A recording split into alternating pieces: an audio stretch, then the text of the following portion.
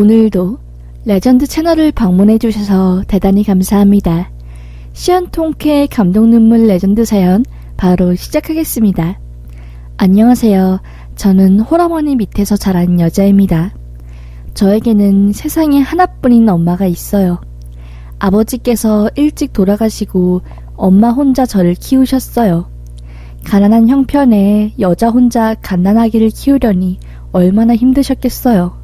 엄마는 앙앙 우는 저를 업고 가게 설거지며 아무도 없는 새벽 시간에 나가는 건물 청소일이며 정말 그 나이에는 할 수 없는 다양한 일을 하며 저를 키워내셨습니다. 엄마가 얼마나 힘들게 사는지 알기에 저는 엄마 따라서 철도 일찍 들었고 성공해서 엄마 호강시키 드리려고 열심히 공부도 했어요. 그 결과 서울에 있는 모 대학 경영학과에 수석 입학 그리고 4년 전액 장학금을 받으며 졸업하게 되었습니다. 저는 졸업을 하고 대학 동기 몇 명과 함께 나라에서 받는 지원금으로 창업을 했어요. 엄마에게 말했죠. 엄마, 내가 꼭 이거 성공시켜서 엄마 호강시켜 드릴게. 알겠지? 이거 봐. 엄마 얼마나 일을 많이 했으면 손가락도 못 굽히고 발에 물집이 다 잡혔잖아. 너무 늦지 않게 내가 성공할 거니까 딸만 믿어. 라고 하면 엄마는 아이고 됐네. 엄마 생각하지 말고 너 시집갈 돈이나 모으셔. 엄마는 그래도 일만 할 수 있으면 밥 벌어 먹고 사니까 괜히 엄마 생각한다고 어깨에 짐 얹고 더 힘들게 살지 말고 돈보다 더 중요한 게 건강이고 건강보다 더 중요한 게 긍정적인 네 마음과 정신이야. 항상 긍정적으로 감사하며 살아야 내 딸. 엄마는 20대 젊은 나이에 친구들 학교 가고 치마 입을 나이에 고무장화 신고 청소일에도 하나도 슬프지 않았다. 오히려 일할 수 있음에 감사하고 우리 딸이 내 옆에 와줘서 하나님이랑 세상에 고마웠어. 그러니 우리 딸도 늘 긍정적으로 살면 행복할 거야. 엄마가 응원할게. 파이팅! 하면서 저에게 부담 주지 않으시고 오히려 응원을 해주셨습니다. 그렇게 저는 엄마의 전폭적인 정신적 지지로 인해 사업 3년 만에 직원 수 10명에 연매출 10억을 넘는 회사로 성장할 수 있었어요. 그리고 딱 4년 차에 사업이 급성장해 법인 사업체로 바꾸어 투자도 받고 그 덕에 엄마와의 평생 보금자리도 마련할 수 있게 되었습니다. 평생을 엄마와 함께 단칸방에서 살았던 저희는 저희 사업 성과로 인해 처음 아파트 부동산 계약을 하러 갔을 때 얼마나 엉엉 운지 몰라요. 부동산 아주머니께서는 괜찮냐고 어머니 좋으시겠어요. 따님이 성공하셔가지고 이 어린 나이에 아파트까지 사시고 너무 기특해요 하면서 절 격려하고 엄마에게 칭찬을 하시더라고요. 엄마도 너무 기쁘고 아이가 호래미 밑에서 한 번도 탈 안 일으키고 잘 자란 것 같다며 좋아하셨고요.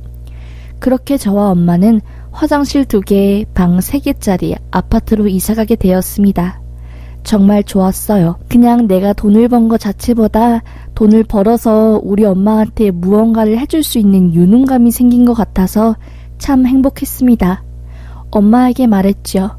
엄마 딸내미 이제 돈 잘 버니까 아파트 청소하지 마시고 집에서 친구들도 만나서 운동도 나가시고 그동안 못 즐겼던 여행 가시면서 행복하게 지내셔요. 딸내미가 돈 다 대줄 테니까. 응? 엄마 이것 봐. 얼마나 일했으면 손 마디마디에 굳은 살이 배겨. 하면서 말했지만 엄마는 극구 사양했어요. 일 안 하고 돈만 쓰면 행복할 줄 아니? 사람이랑 자고로 어딘가에 소속돼서 땀 흘려 일할 때 가장 행복한 거란다. 엄마는 아파트 청소하는 일이 좋아. 운동도 되고 그냥 깨끗하게 청소하면 내 마음도 깔끔해지는 것 같아. 그리고 우리 딸내미가 힘들게 번 돈 어떻게 함으로써 엄마가 말했지. 엄마 생각한다고 자꾸 어깨에 짐 올리지 말라고. 그러니까 엄마는 괜찮으니까 딸내미나 잘하셔 하면서 말씀을 하시더라고요. 엄마도 참 엄마가 일하는 게 좋다고 하니 뭐 어쩔 수 없었어요. 그렇게 하루하루 새 집에서 살며 행복해하는데 어느 순간부터 엄마의 안색이 조금씩 안 좋아지더라고요. 원래 일하고 오면 항상 집에서 TV 보시거나 아니면 간단한 체조라도 하며 시간을 허투루 쓰지 않는 엄마인데 TV도 안 보시고 계속 이불만 뒤집어 쓰고 계시더라고요. 엄마 무슨 일 있어? 요즘 왜 그렇게 기운이 없어? 어디 몸 안 좋아? 보양식이라도 먹으러 갈까? 라고 하면 엄마는 개미 기어가는 목소리로 괜찮아. 엄마 걱정하지 마. 하면서 말씀을 아끼셨고요. 보다 안 되겠어서 엄마가 덮고 있는 이불을 확 걷으며 엄마를 일으켜 세웠습니다. 아니 엄마 왜 그러는데? 왜 말도 없고 자꾸 얼굴 표정도 안 좋고 누워만 있는데? 라고 하자 엄마는 힘겹게 말을 꺼내셨어요. 그게 아니라 하면서 엄마가 조심스럽게 꺼낸 이야기는 충격 그 자체였습니다. 엄마는 모 아파트 단지에서 청소를 하고 있었어요.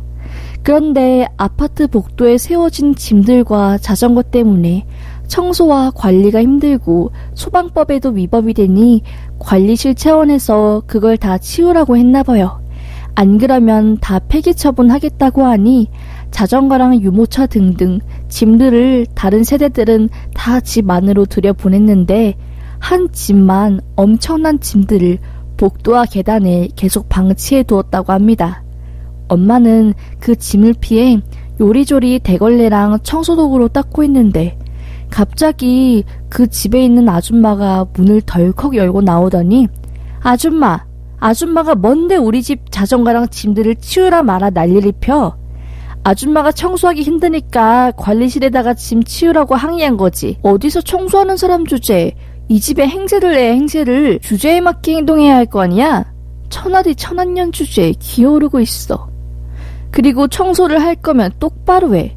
내가 다달이 내는 관리비만 얼만데 하면서 갑자기 집에서 뭐를 가지고 나오더니 복도에 확 뿌리더랍니다. 알고 보니 지 집에 있던 꾸정물을 모아서 엄마 청소할 때 힘들게 하려고 확 뿌린 거였어요. 엄마는 너무 황당해서 아무 말도 못하고 어버버하고 있었대요. 엄마가 짐 치우라고 관리실에 항의한 것도 아니고 엄마는 그냥 청소원이라 일만 했을 뿐인데 그런 오해를 받고 갑자기 무시를 당하니 속이 상하셨던 거였죠. 그런데 문제는 그게 아니었습니다. 그 이후로도 지속적으로 그 아줌마는 엄마가 청소를 할 때마다 벌컥 문을 열고 나와서 온갖 쌍욕을 퍼부으시고 모욕적인 말을 지속했다고 해요. 엄마 말로는 그 여자 아무래도 정신적으로 이상이 있어서 그런 것 같은데 이해하고 넘어가려고 해도 자꾸 마주칠 때마다 스트레스를 받으니 아주 속에서 병이 날 지경이라고. 그 층에만 내려가면 심장이 터질 것 같고 몸에서 열이 확 올라와서 숨을 못 쉴 정도라며 호소를 하시는 겁니다. 이야기를 들으니 너무 어이가 없고 울분이 터지더라고요. 그 여자가 뭔데 우리 엄마를 무시하고 청소한다고 깔보는지 어이가 없었습니다. 저는 엄마 당장 그 아줌마 조수 불러. 내가 가만 안 있어 진짜. 사람을 뭘로 보고. 뭐 아파트 청소하면 다 가난뱅이에 그지처럼 사는 줄 아나? 아파트 사는 게 뭐 벼슬이라고 사람을 깔보고 무시하고 욕을 해. 당장 엄마 일 그만둬. 이거 부탁 아니야. 강제라고. 내일 당장 안 나가겠다고 해. 엄마 진짜 나 엄마가 그 여자 때문에 스트레스 받아 하는 거 싫다고. 라고 하자 엄마는 안 그래도 내가 죽게 서서 그만둔다고 말했어. 이번 달 말까지만 하고 인수인계 다 하고 퇴사할 거니까 걱정 말라고 하시더라고요. 아이고, 그 말을 듣는 제가 얼마나 속이 타던지요. 당장이라도 그만두었으면 좋겠다 싶었는데 엄마 사정도 있으니 그래, 그렇게 하라고 했습니다. 그런데 일이 터진 겁니다. 그 이후로 그 정신 이상자 아줌마는 엄마를 계속 괴롭혔나 봐요. 하루는 엄마가 현관 앞 계단을 쓸고 있는데 갑자기 그 아줌마가 계단에서 내려와서 엄마 머리를 툭툭 밀치며 어이 아줌마 아직도 일 그만 안 뒀어? 어디 천하대 천한 여자가 자꾸 우리의 집 앞을 기웃거려? 썩 안 꺼져? 허이 하면서 소금을 뿌렸대요. 그 모습을 본 동네 주민들이 지금 이게 뭐하는 짓이냐고 소리치고 경비 아저씨가 와서 제지를 하자 그 아줌마는 다시 집으로 들어간 거고요. 그때 엄마도 참지 않고 한마디 하셨나봐요.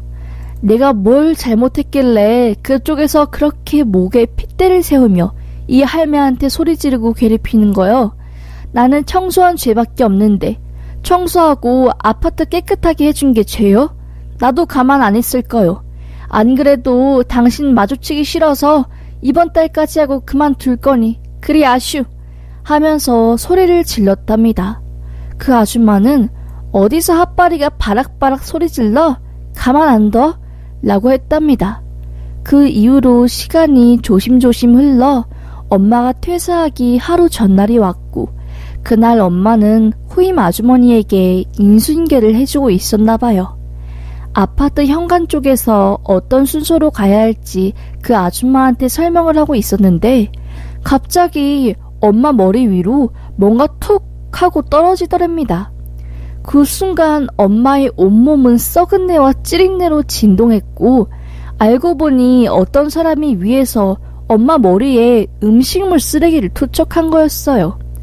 엄마는 화들짝 놀라 거기서 주저앉았고 같이 있던 청소 아줌마는 이게 뭐냐며 막 소리 지르고 경비 아저씨를 불러오는 둥 난리를 쳤나봐요. 엄마는 마을 회관에 있는 아파트 관리소 건물로 들어가 겨우 머리와 몸을 씻어냈지만 냄새는 쉬 가시지 않았지요. 이대로 전철을 탈 수도 버스를 탈 수도 없었던 엄마는 눈물을 머금고 저에게 전화를 한 거예요. 울먹거리며 본인 좀 데려올 수 있냐는 엄마의 말에 저는 직감적으로 엄마에게 무슨 일이 또 터졌구나 생각을 했고 일도 다 내팽개친 채 엄마를 데리러 갔습니다. 아파트에 도착하자마자 신고를 받고 온 경찰관과 수사관들이 그 문제의 동 앞에 있더라고요. 전 엄마를 보자마자 이게 어떻게 된 일이냐며 물었고 엄마의 이야기를 듣자마자 화가 폭발했습니다. 당장 잡으라고 어떤 미친년이냐고 하며 고래고래 소리 질렀고요. 일단 많이 놀랐을 엄마를 모시고 집으로 향했어요. 엄마는 참다 결국 눈물을 흘리셨고 저도 너무 속상했습니다. 걱정 말라고 내가 범인 잡아서 복수하겠다고 분명히 그 미친 여자가 벌인 일이 틀림없다고 했지요. 엄마도 그런 거 같다고 했지만 증거가 없으니 처벌할 수 있는 길이 없었고요. 범인을 잡기 힘들다는 경찰관이 말에 좌절했지만 끝까지 저희는 포기하지 않았어요. 엄마는 심리치료를 받으며 생활하고 있었습니다. 그렇게 한 달이 흘렀을까 형사님께 전화가 오더라고요. 범인 잡혔다고 지금 서에서 조사받고 있다면서요. 저는 그 소식을 듣고 바로 엄마를 차에 태워서 서에 갔어요. 서에 가니까 한 여자가 고개를 푹 숙이고 있더라고요. 저는 수사관님께 다가가 이 여자예요? 하면서 소리쳤습니다. 그러자 그 여자가 고개를 들어 획 하고 저를 째려보더라고요. 그 여자는 저를 보자마자 화들짝 놀라며 갑자기 아니 대표님 하면서 제 손을 붙잡으며 여긴 어쩐 일이냐고 하더라고요. 자세히 보니 그 여자 제 사업체에 물건 납품해주는 거래처 사장님 사모님이었던 겁니다. 자기네 물건이랑 제발 한 번만 계약해달라고 안절부절 못하고 맨날 접대하겠다고 회사로 사람 보내더니 뒤에서는 이런 추잡한 갑질을 하고 있었다니 어이가 없더라고요. 저는 지갑에서 명함을 꺼내며 말했죠. 기억하시네요? 명함을 주며 이 회사 대표인 거 아시죠? 저희 회사에 물건 납품해달라고 하면서 뒤에서 갑질하면 안 되죠. 라고 하니 그 여자는 아니 따님이신 거예요? 하면서 갑자기 의자에 일어나 무릎을 꿇더라고요. 죄송하다고 다시는 안 그러겠다고 하면서 싹싹 비는 겁니다. 엄마는 복도에서 기다리다가 제 언성이 높아지는 소리를 듣고 서로 들어왔고 이게 무슨 일이냐며 저에게 물었습니다. 저는 말했죠. 아니 엄마, 머리에 음식물 쓰레기 던진 여자 우리 사업체에 물건 납품하는 부부잖아. 어이가 없어서 진짜 이게 뭐한 짓이야 하면서 소리를 질렀습니다. 그 여자는 엄마가 서에 들어오자 갑자기 통곡을 하며 사모님 죄송합니다. 제가 죽을 죄를 지었습니다. 남편과 사이가 안 좋아지고 스트레스가 쌓이니까 풀 곳이 없어서 제가 엄한 사람을 붙잡고 화를 풀었던 것 같습니다. 제발 딱 한 번만 용서해주세요. 한 번만요. 하며 빌빌 비는데 참 어처구니 없더라고요. 그 모습을 본 엄마는 또 마음이 약해져서 그냥 선처해주자고 하는데 저는 생각을 해봐야 할 것 같다며 엄마를 말렸습니다. 그 아줌마는 계속 죄송하다고 싹싹 빌었고요. 만약 제가 회사 대표가 아니었으면 얼마나 적반하장으로 나갔을지 상상하니 또 선처하기는 싫더라고요. 그렇게 차에 타고 집에 가려고 하는데 차키가 없는 겁니다. 아이고, 내가 아까 화내면서 서에 떨어뜨리고 왔나? 하고 다시 서에 들어가려고 하는데 안에서 그 여자의 소리가 바락바락 나는 겁니다. 내가 진짜 어이가 없어서 아주 거래처만 아니면 그 모녀 쥐업했어. 우리 시댁이 어떤 집안인데. 경찰, 검찰 나 하나도 안 무서워. 맞은 사람은 맞을 짓을 한 거야 아주. 죄송하다고 연기하느라 혼났네. 진짜 더러워서 정말. 내가 봐준다 봐줘. 그래, 까짓것 선처 안 해주면 벌금 마시면 그만이지. 우리 거래처가 한둘인 줄 알아? 거래처 하나쯤 없어져도 난 잘 먹고 잘 살아. 알겠어? 라고 하며 형사님께 괜한 화풀이야 자존심을 세우고 있었던 겁니다.